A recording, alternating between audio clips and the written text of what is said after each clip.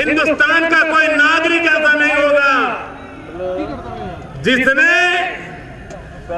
पंजाब की धरती से निकले हुए गेहूं से अपना पेट न भरा हो, ऐसा कोई इस देश में इंसान नहीं। ये पंजाब की धरती देने वालों की धरती है। ये पंजाब की धरती जब जब देश को जरूरत पड़ी, सीना तान करके कोई खड़ा रहा तो ये हमारा पंजाब खड़ा रहा है। देश के लिए कुछ कर दिखाने के लिए मौका आया तो पंजाब ने करके दिखाया। और इसलिए भाइयों बहनों, ये बड़े दुख की बात है कि कुछ लोग निजी स्वार्थ के कारण राजनीति के अहम मुद्दों पर चर्चा करने का सामर्थ्य न होने के कारण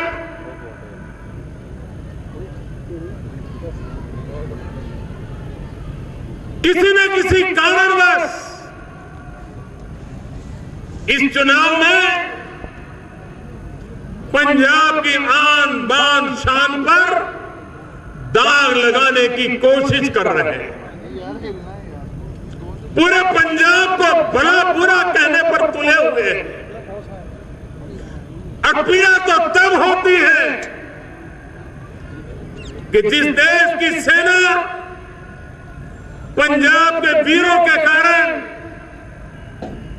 त्याग और बलिदान के कारण, डिसिप्लिन के कारण, डेडिकेशन के कारण गर्व अनुभव करती है, उस पंजाब के युवकों को अपने राजनीतिक स्वार्थ के लिए बड़ा बुरा कहा जाए, बदनाम किया जाए, न जाने कैसे कैसे शब्द उनके लिए प्रयोग किए जाए। क्या राजनीति इतनी नीचे स्तर पर चली जाएगी?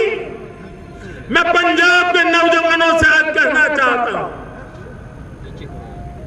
राजनीति अपनी जगह पर है, लेकिन देश और दुनिया में पंजाब के नौजवानों की छवि जिन्होंने खराब की है, पंजाब के नौजवानों को दुनिया में जा जा करके बदनाम करने का पाप किया है,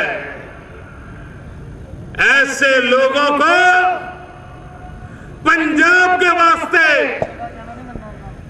पंजाब के गौरव के वास्ते, पंजाब की आन बान शान के वास्ते ऐसी सजा दीजिए ताकि कोई फिर से पंजाब पर उंगली उठाकर देखे नहीं।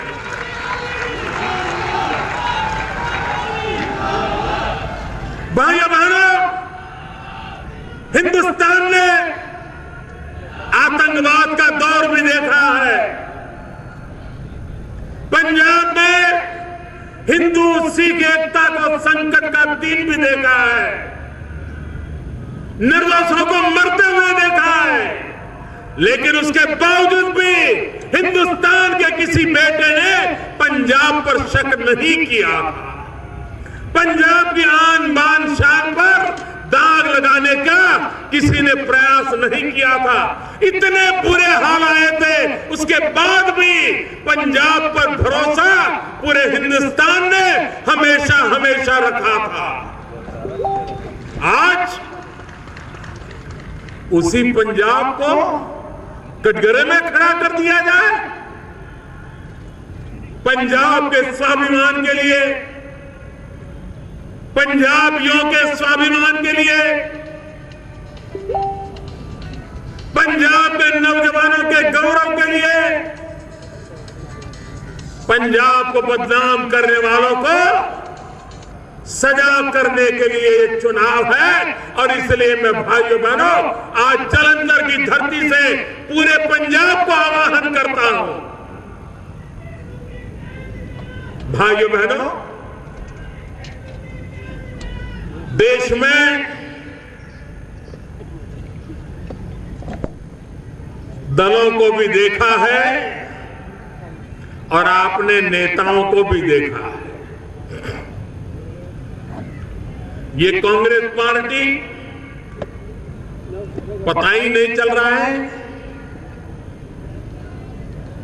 इसका रंग क्या है, रूप क्या है, राह क्या है, कुछ पता ही नहीं चल रहा है।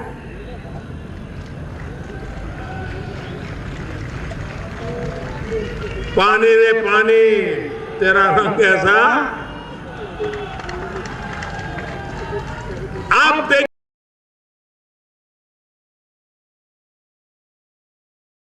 देखिए वो सत्ता के बिना ऐसे छटपटा रहे हैं जैसे पानी के बिन मछली छटपटा रही हो।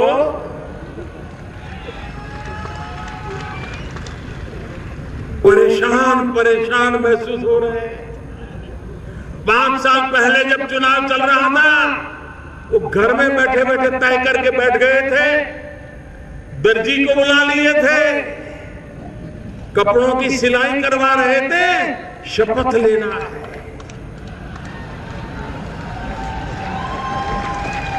और पूरे पंजाब में ऐसा माहौल बना दिया था कि बस अब तो बादल साहब गए। लेकिन ये पंजाब की जनता है, उनकी समझदारी को कम मत आंकिए। 5 साल पहले जैसे चौंकाना परिणाम दे दिया था, भाइयों बहनों, बादल साहब की तपस्या ऐसी है, बादल साहब का समर्पण ऐसा है कि फिर एक बार पंजाब बादल साहब को मुख्यमंत्री देखना चाहता है।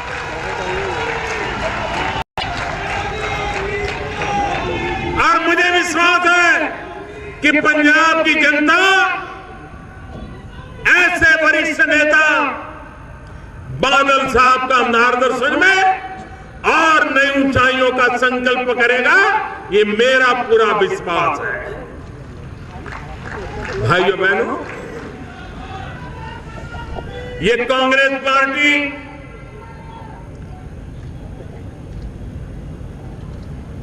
बड़ी कमाल की पार्टी है।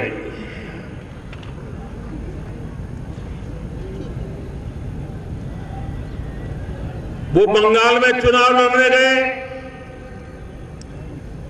कैसे भी करके अपने आप को बचाना है, पार्टी बच जाए, इज्जत बच जाए। बंगाल में गए, कम्युनिस्ट पार्टी से समझौता कर दिया। जिस कम्युनिस्ट पार्टी के साथ कांग्रेस को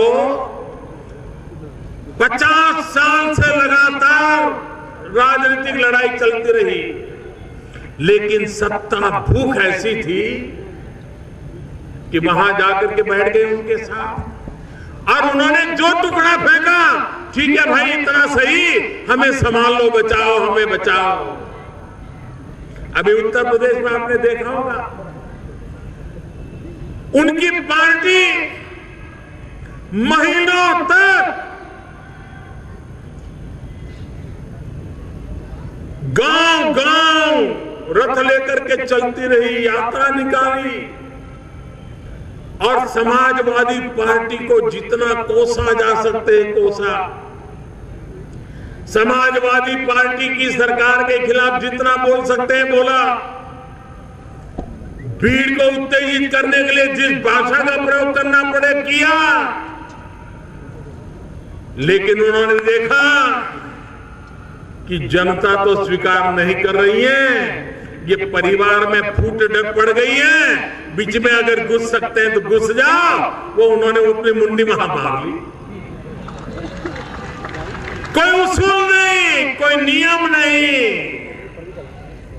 भाइयों बहनों, सिर्फ सत्ता के लिए कांग्रेस पार्टी खुद को बचाने के लिए आज चुनाव के अंदर कैसे भी करके कुछ दे दो, इस हाल से गुजर रही है। जो नाव डूब चुकी है, जिस नाव में कुछ बचा नहीं है, क्या पंजाब के लोग ऐसी नाव में कदम रखने की सोचेंगे भी क्या? क्या ऐसी डूबने वाली नाव पंजाब को पार करा सकती है क्या?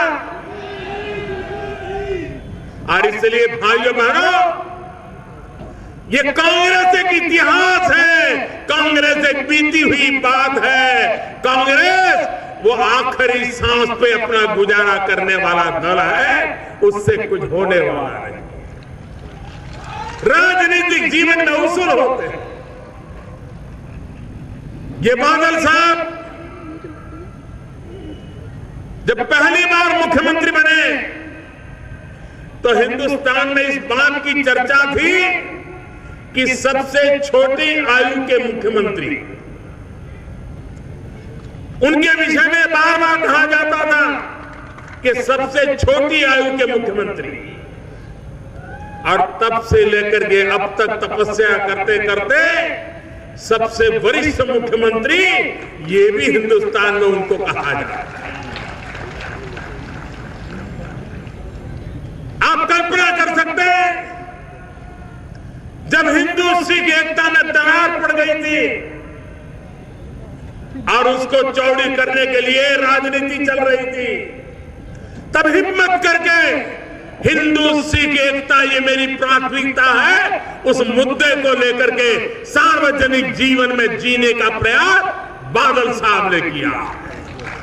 हिंदू सिख एकता ये उनका प्राथमिक उसूल रहा, और आज पंजाब बचा है, आज पंजाब आगे बढ़ रहा है, तो हिंदू सिख एकता के भरपूर बादल साहब के प्रयासों का परिणाम है। ये पंजाब कभी भूल नहीं सकता। भाइयों बहनों,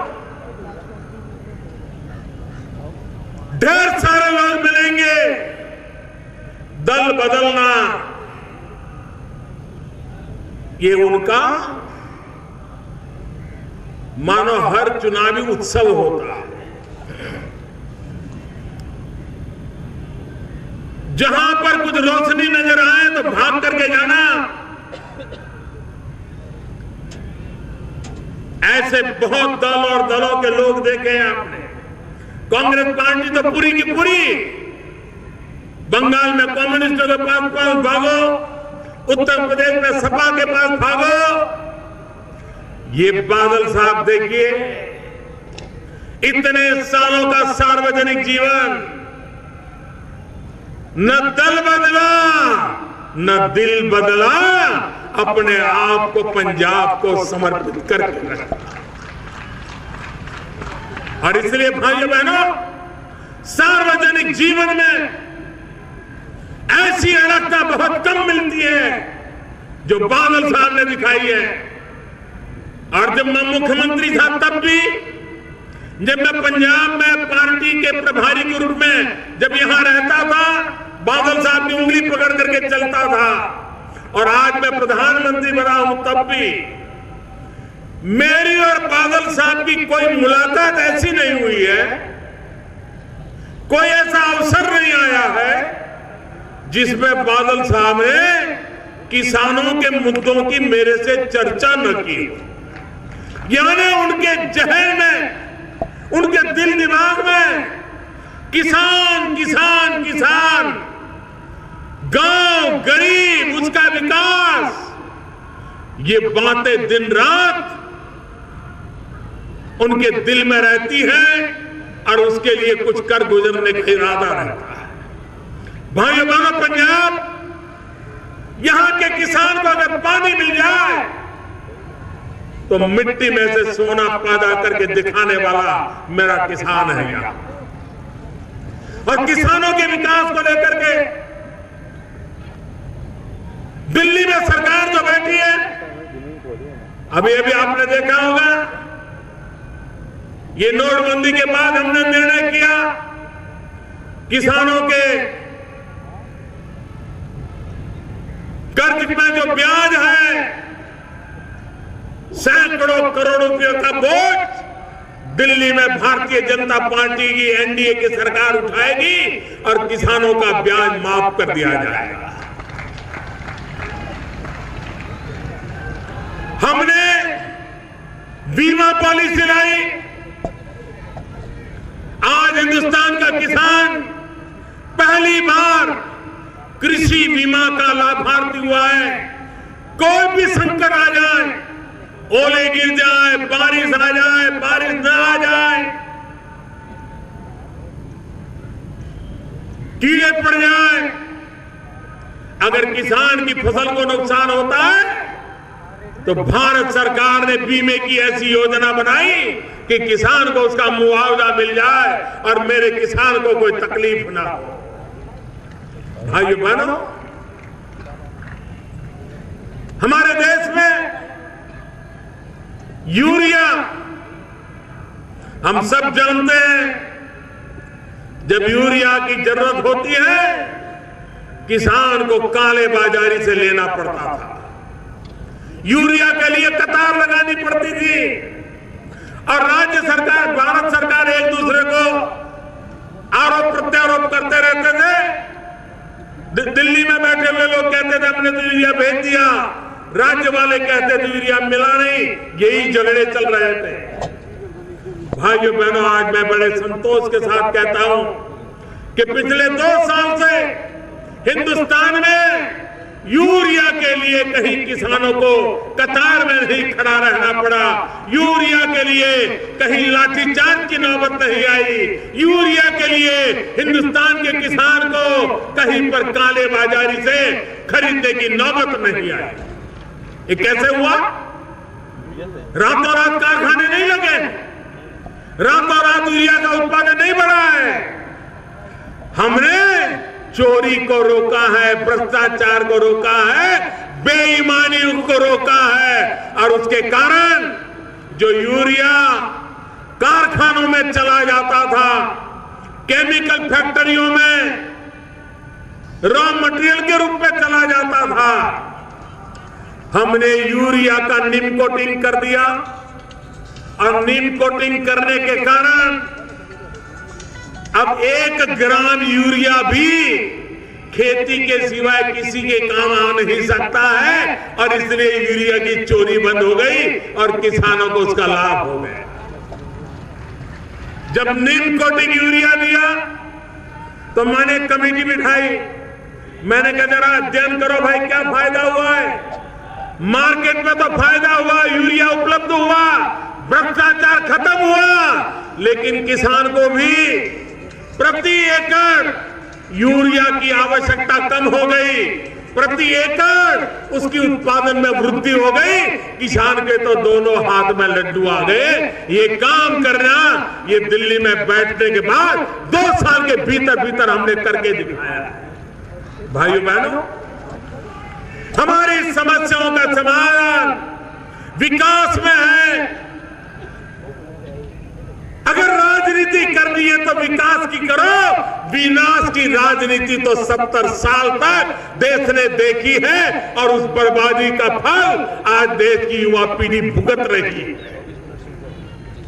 और इसलिए आप मुझे बताइए, एसवाल नहर, क्या पंजाब के किसान को पानी नहीं चाहिए? क्या पंजाब के किसान को पानी नहीं मिलना चाहिए?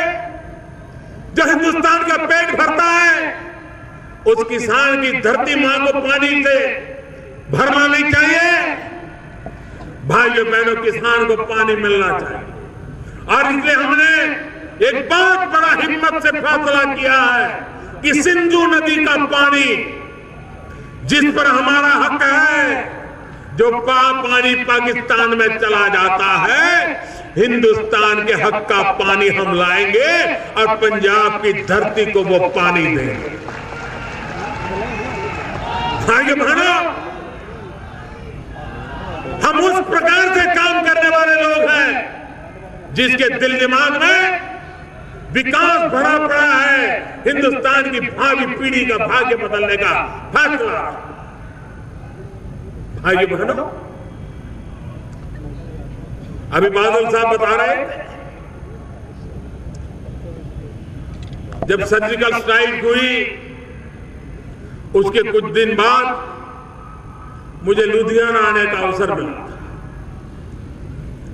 और मैं देख रहा था पंजाब का हर परिवार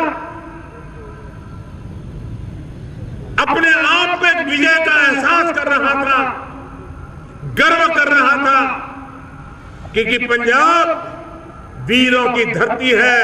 और जब हिंदुस्तान की सेना ने पराक्रम किया, उसकी सबसे ज्यादा खुशी अगर कहीं नजर आती थी तो पंजाब के हर परिवार में नजर आती थी, निवृत्त सेनानियों में नजर आती थी। पंजाब में कोई गांव ऐसा नहीं होगा जहां पर सेवानिवृत्त फौजी न रहते हो। मैं मेरे फौज के भाइयों से कहना चाहता, क्या आप नहीं चाहते थे कि देश के दुश्मनों को उन्हीं की भाषा में जवाब दिया जाए? कब तक हमारे सेना के जवान मरते रहेंगे? कब तक हमारे जवानों को शहीद करते जाएंगे? और तब जाकर के भारत की सेना भी पराक्रमी है। भारत की सेना किसी से कुछ लेना नहीं चाहती, लेकिन अपने लिए रक्षा करने के लिए सारे मार्ग उसको मंजूर होते हैं। और सफलतापूर्वक सर्जिकल स्ट्राइक की हमारे पराक्रमी जवानों ने। भाइयों बहनों, फौज के निवृत्त लोग 40 साल से वन रैंक वन पेंशन, उसके लिए लड़ाई लड़ रहे थे कि नहीं लड़ रहे थे? मांग कर रहे थे कि नहीं कर रहे थे? हर चुनाव में आकर के ये कांग्रेस के नेता झूठी बयानबाजी, झूठे वादे करके गए थे कि नहीं गए थे? सेवानिवृत्त जवानों की मीटिंग किया करके बड़ी बड़ी बातें बता के गए थे कि नहीं गए थे? भाइयों बहनों, ऐसी कैसी पार्टी कि देश के लिए मरने जीने वाले लोगों के सामने भी सच बोलने की हिम्मत नहीं रखती थी, आंख में आंख मिलाकर के बात नहीं कर पाती थी, झूठे वादे करती थी और 40 साल तक वन रैंक वन पेंशन को लटकाए रखा था। ये दिल्ली में हमारी सरकार आई, देश के सेना के लिए हमें गर्व है, फौजियों के लिए गर्व है, और इसलिए हमने वन रैंक वन पेंशन का मसला सुलझा दिया। और जब वन रैंक वन पेंशन की बातें लोग करते थे, शुरू में लोग मुझे बताते थे सब 500 करोड़ में हो जाएगा, कोई कहता नहीं सब 1000 करोड़ में हो जाएगा, कोई कहता था 1200 करोड़ में हो जाएगा। जब हम बराबर हिसाब लगाने बैठे तो मामला 10,000 करोड़ से भी ज्यादा हो गया। अब एक मुश्त 10,000 करोड़ रुपया निकालना किसी भी सरकार के लिए मुश्किल होगा। मैंने सेना के जवानों को बुलाया, फौजियों से बात की, मैंने कहा भाई मैंने वादा किया है, मुझे वादा पूरा करना है, लेकिन आपकी मदद चाहिए। आगे फौजी लोग हैं, देश के लिए अगर उनसे कुछ कहो वो कभी झिझकते नहीं है। उन्होंने कहा मोदी जी बताइए हम क्या करें? हमने कहा भाई ये वन रैंक वन पेंशन का जो पैसा है मुझे देना है, लेकिन एक साथ नहीं दे पाऊंगा, 4 किस्त में दूंगा, 4 टुकड़ों में दूंगा, इतनी आप मेरे लिए सहूलत कर दीजिए। और मैं मेरे फौजियों को नमन करता हूं, उन्होंने 1 मिनट में मेरी बात मान ली। 10,000 करोड़ में से 6,000 करोड़ रुपया अब तक दे चुके हैं और इस बजट के बाद आगे का भी उनको दे दिया जाएगा। भाइयों बहनों, सरकार में विश्वसनीयता होती है, सरकार वादों की पक्की होती है और सरकार उस काम को करती है। भाइयों बहनों, पंजाब को विकास की नई ऊंचाइयों पर आज भी हम ले जा सकते हैं। जो लोग रुकावट डालना चाहते हैं, रोड़े अटकाना चाहते हैं, उनसे बचने की जरूरत है। और इसलिए भाइयों बहनों, मैं आज पंजाब की धरती पर आया हूं, आप सबके बीच आया हूं। बजट का सत्र है, बजट की तैयारियां चल रही है, उसके कारण जितना समय दे सकता हूं उतना दे नहीं पा रहा हूं, लेकिन मैंने समय निकाल करके आपके बीच आया हूं। परसों भी एक बार आने का प्रयास करने वाला हूं, लेकिन मुझे विश्वास है कि पंजाब इस बार एक नया इतिहास करेगा। पहले कहा जाता था कि पंजाब की आदत ऐसी है कि हर चुनाव में सरकार बदलते रहना, लेकिन पंजाब ने पिछली बार उस सारी मान्यताओं को तोड़ करके रख दिया था। अब पंजाब तीसरी बार सरकार बना करके, बादल साहब को मुख्यमंत्री बना करके एक नया इतिहास अंकित करेगा, ये मेरा पूरा विश्वास है। भाइयों बहनों, हम भ्रष्टाचार के खिलाफ लड़ाई लड़ रहे हैं। कुछ लोग बहुत परेशान हैं क्योंकि कुछ लोगों की 70-70 साल की कमाई डूब रही है।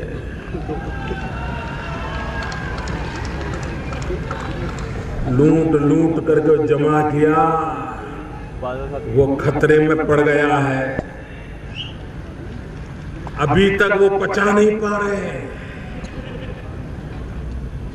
मौके मिलते ही मुझ पे हमला बोलते हैं, लेकिन ये राजनेता समझ ले, राजनीतिक जीवन में भी भ्रष्टाचार को खत्म करने का बीड़ा मैंने उठाया।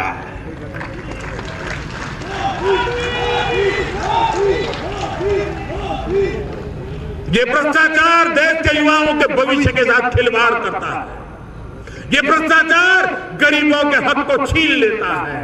ये भ्रष्टाचार मध्यम वर्गीय व्यक्ति को अपने जीवन जीने के लिए जितनी सामान्य आवश्यकता है उससे भी रोक देता है। भाइयों बहनों, ये काला धन भ्रष्टाचार, इसकी लड़ाई रुकने वाली नहीं है। मैं बता के रखता हूं जी, मेरे लिए राजनीतिक मुद्दा नहीं है, मेरे लिए हिंदुस्तान के भविष्य को निर्माण करने का एक प्रण लेकर के निकला हूं और इसलिए इस काम को कर रहा हूं।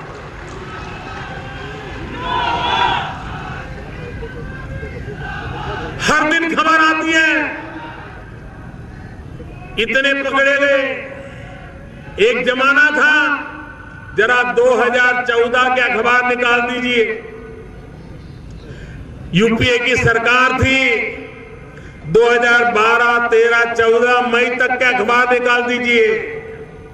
अखबार की हेडलाइन क्या रहती थी? कितना गया, कोयले में कितना गया, 2G में कितना गया, लाखों गए कि अरबों गए कि करोड़ों गए। नोटबंदी के बाद खबर आती है कितना आया। पहले खबर आती थी कितना गया, हर दिन खबर आती थी। अभी तो कर्नाटक में कांग्रेस सरकार के मंत्री के घर में से 150 करोड़ से ज्यादा नई नोटें पकड़ी गई। लेकिन भाइयों बहनों, न कांग्रेस उनको मंत्री पद से हटाने के लिए सोच रही है, न टीवी मीडिया में उसकी कोई चर्चा हो रही है। 150 करोड़ से ज्यादा रकम कांग्रेस के कर्नाटक के मंत्री के घर से मिल जाए और सब कुछ जैसे कुछ हुआ ही नहीं है। आप मुझे बताइए, लूटने वालों की ताकत कितनी ज्यादा है, इसका अंदाज आ सकता है। उनके उनके रूट कितने गहरे हैं इसका अंदाज आता है। और इसलिए भाइयों बहनों, आप मुझे बताइए ये लड़ाई कितनी कठिन है। आप मुझे बताइए ऐसी कठिन लड़ाई क्या मैं आपके बिना लड़ सकता हूं? आपके बिना लड़ सकता हूं? आपकी मदद के बिना लड़ सकता हूं? आपकी मदद के बिना बेईमानों को ठीक नहीं कर सकूंगा। और इसलिए मेरे भाइयों बहनों, मुझे आपका साथ चाहिए, मुझे आपका सहयोग चाहिए। इस देश से भ्रष्टाचार को मिटाने के लिए सहयोग चाहिए।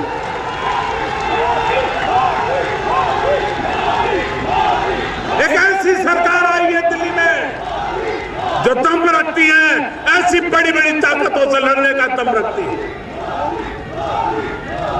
पिछले 3 महीने क्या क्या जुल्म हुए हैं मुझ पर, इसलिए कि मैं भ्रष्टाचार के खिलाफ लड़ाई लड़ रहा हूं। लेकिन जुल्म करने वाले समझ लें ये मोदी है, जुल्म के सामने झुकता नहीं है।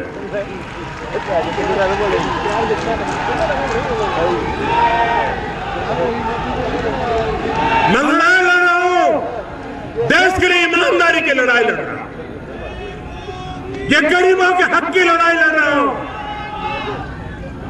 बेईमानी के खिलाफ लड़ाई लड़ रहा हूं। आप मुझे बताइए, किसी भी बच्चे को नौकरी चाहिए सरकार की तो इंटरव्यू होता था।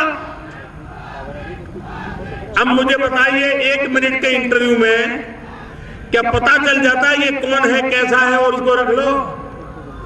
भाइयों बहनों, ये इंटरव्यू सिर्फ परिचित लोगों को नौकरी दिलाने का, भ्रष्टाचार कराने का खेल था। जान पहचान है, पैसे हैं तो इंटरव्यू में पास हो जाओगे, नहीं तो चक्कर काटते रह जाओगे।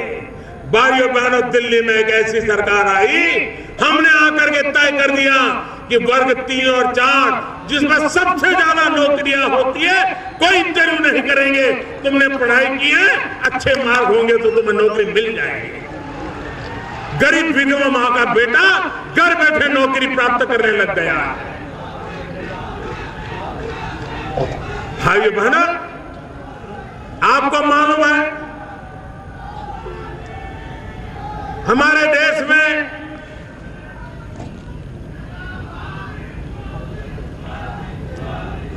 गैस का कनेक्शन, गैस का सिलेंडर लेना हो, सगड़ी लेनी हो तो भी किसी एमपी की जरूरत पड़ती थी। एक जमाना था एमपी को 25 कूपन मिलती थी अपने कार्य क्षेत्र में 25 परिवारों को गैस का सिलेंडर देने की सिफारिश करने की 25 कूपन। और उस एमपी साहब के घर में बड़े बड़े लोग कतार लगा के खड़े हो जाते थे कि बेटा बड़ा हो गया है, अलग रहने गया है, उसको अगर एक गैस का कनेक्शन मिल जाए तो अच्छा होगा। और एमपी साहब कहते थे अभी नहीं, अगले महीने आना। यह हाल था। और अखबारों में कभी कभी आता था कि गैस के कनेक्शन की कूपनें ब्लैक में बेची जाती है। भाइयों बहनों, 2014 का चुनाव याद कीजिए, 2014 का चुनाव लोकसभा का याद कीजिए। हिंदुस्तान की कांग्रेस पार्टी किस मुद्दे पर चुनाव लड़ रही थी? हिंदुस्तान की कांग्रेस पार्टी बड़ा अधिवेशन किया और अधिवेशन में घोषणा की कि 9 सिलेंडर नहीं, हम साल भर में 12 सिलेंडर देंगे। सिलेंडर 9 मिले कि 12 मिले, इसके आधार पर दिल्ली में सरकार बनाने का कांग्रेस ने वादा किया था। ये हाल है कांग्रेस का। हम आए, हमने सारा देखा, मैंने कहा ये क्या बात कर रहे हो भाई, ये काहे का भ्रष्टाचार हो रहा है। मैंने जनता जनार्दन को रिक्वेस्ट की कि अगर आपके पास आर्थिक रूप से अगर तकलीफ नहीं है तो देश के गरीबों के लिए आप अपनी सब्सिडी छोड़ दीजिए। भाइयों बहनों, मैं मेरे देशवासियों के सामने सर झुकाता हूं। 1.25 करोड़ लोगों ने 1.25 करोड़ लोगों ने सामने से अपनी गैस की सब्सिडी छोड़ दी और मैंने वो सब्सिडी उन गरीब माताओं को दी जो घर में लकड़ी का चूल्हा जलाते थे और गैस का कनेक्शन दे दिया। वो लोग 9 सिलेंडर की 12 सिलेंडर इसी के खेल खेल रहे थे, जबकि ये सरकार 3 साल में 5 करोड़ गरीब परिवारों को गैस का सिलेंडर देने का काम कर रही है। अब तक 1.5 करोड़ से ज्यादा गैस कनेक्शन दे चुके हैं और आने वाले 3 साल के अंदर 5 करोड़ परिवारों में गैस का कनेक्शन देने का काम पूरा कर लेंगे। इसलिए भाइयों बहनों, मेरी माताओं बहनों से मैं कहना चाहता हूं, गरीब मां जब चूल्हा में लकड़ी से चूल्हा जला करके खाना पकाती है, एक दिन में उस गरीब मां के शरीर में 400 सिगारेट का धुआं जाता है। 400 सिगारेट का। आप मुझे बताइए, क्या गुनाह है उस गरीब मां का? बच्चों का पेट भरने के लिए लकड़ी का चूल्हा जलाना पड़ रहा है और खुद को हर दिन 400 सिगरेट जितना धुआं अपने शरीर में लेना पड़ता है। क्या ये मां तंदुरुस्त रह सकती है? क्या वो मां घर में बच्चों को, तंदुरुस्त बच्चों को जन्म दे सकती है? भाइयों बहनों, इन गरीब माताओं की मदद कौन करेगा? और इसलिए हमारी सरकार ने निर्णय किया कि हम इन गरीब परिवारों को ढूंढ करके 5 करोड़ परिवारों को गैस का सिलेंडर दे करके लकड़ी के चूल्हे से मुक्ति दिलाएंगे। हर दिन के 400 सिगरेट के धुएं से उसे मुक्ति दिलाने के ये गरीबों के लिए काम करने वाली सरकार। आजादी के 70 साल हो गए। भाइयों बहनों, क्या मेरे गरीब को रहने का घर होना चाहिए कि नहीं होना चाहिए? गरीब को अपना घर होना चाहिए कि नहीं होना चाहिए? भाइयों बहनों, मैंने सपना संजोया है 2022 जब हिंदुस्तान की आजादी के 75 साल होंगे, हम हिंदुस्तान के हर गरीब को उसका अपना मकान हो, उस काम को पूरा करने के लिए चल रहा हूं। मैं आपकी मदद चाहता हूं इन कामों के लिए। मैं आपकी मदद चाहता हूं विकास करने के लिए। मैं आपकी मदद चाहता हूं नौजवानों का भाग्य बदलने के लिए। मैं आपकी मदद चाहता हूं माताओं बहनों को सम्मान देने के लिए। मैं आपकी मदद चाहता हूं हमारे पंजाब के किसान को और खुशहाल करने के लिए। और मुझे विश्वास है कि आप भारतीय जनता पार्टी अकाली दल का गठबंधन, कमल निशान और तिकड़ी निशान, इसका भरपूर समर्थन करके, भारी मतदान करके, गुमराह करने वालों से पंजाब को बचा करके बादल साहब के नेतृत्व में फिर एक बार सरकार बनाएंगे। इसी एक अपेक्षा के साथ मेरे साथ बोलिए, भारत माता की, पूरी ताकत से बोलिए, भारत माता की, भारत माता की। बहुत बहुत धन्यवाद।